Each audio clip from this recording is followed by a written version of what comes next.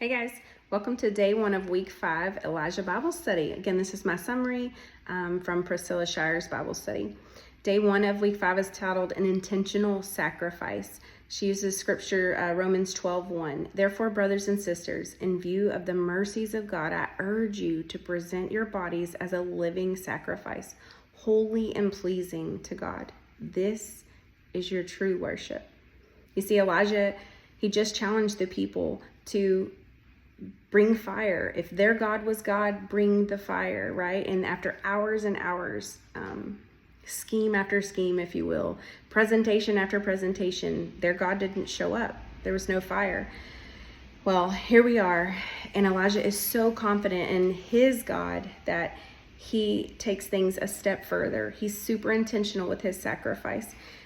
He literally goes above and beyond what the other prophets had just done to do what was needed to be done. So he knows that this needs to be a holy and pleasing, acceptable sacrifice.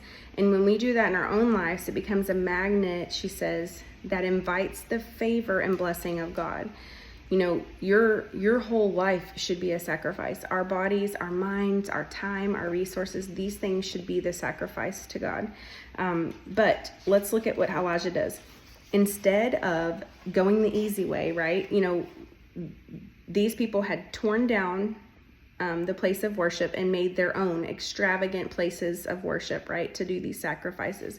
But instead of going the easy way and using what they had done, Elijah takes the time to rebuild what God had already put in place previously. He takes the hard way, right? He has sweat, he's working super hard, and instead of using these well-built frameworks, the extra effort to Elijah is worth it, right? He refuses to do what they were doing and anything even remotely close to it. He wanted so badly for his sacrifice to be completely opposite than what the prophets of Baal had already been doing. So he refused to start from scratch either and build his own. You know, he literally was not talking about a new way of worship. He wanted this old history way of worship to respect the history of Yahweh with his people. So it needed to be repaired, right? It needed rebuilding, not new, not what Baal and them had been doing, but the history of God that had already been created. And that way of sacrificing is what was important to Elijah, and it needed to be intentional. And so he brings some things to the altar as well, like the 12 stones from the 12 tribes. And this was a true aha moment for people who had either been there and it was a memory for them, or people who hadn't been there that had been told about these stories. And so it was you know, to remember the covenant. And so it was very important that he participated and put that in his sacrifice. So not only does he rebuild it to way that it was, but nothing is wasted, right? He literally thinks through everything. And then, you know, these people are so thirsty because there's a drought. And so he actually uses water, and they're probably all thinking, wait, hang on a minute, we need that water. But he literally pours the water over his altar.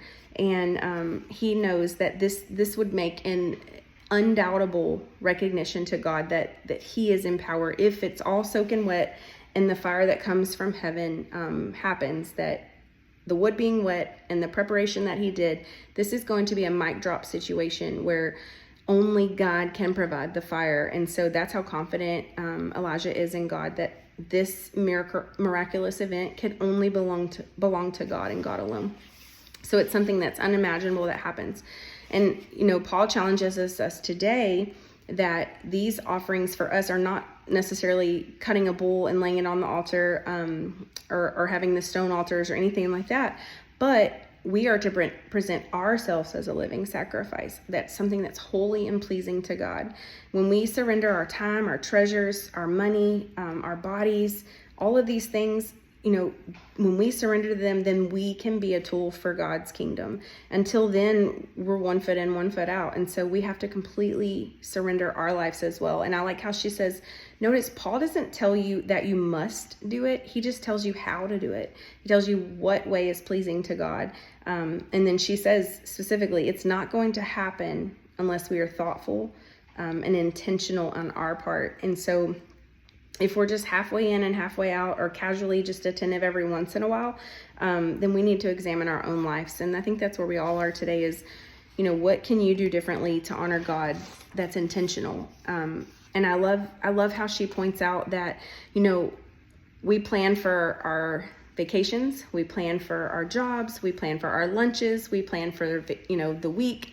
But are you planning to make time for God? Are you planning a special intentional time where you have offered your life to him, and truly gave it all to him? So she says that, we need to seek him in prayer and ask him for insight in our lives, and then adjust our lives as needed, because he'll give us the clarity and he'll give us everything that we need, if we just lean on him. And so what are you going to give him today?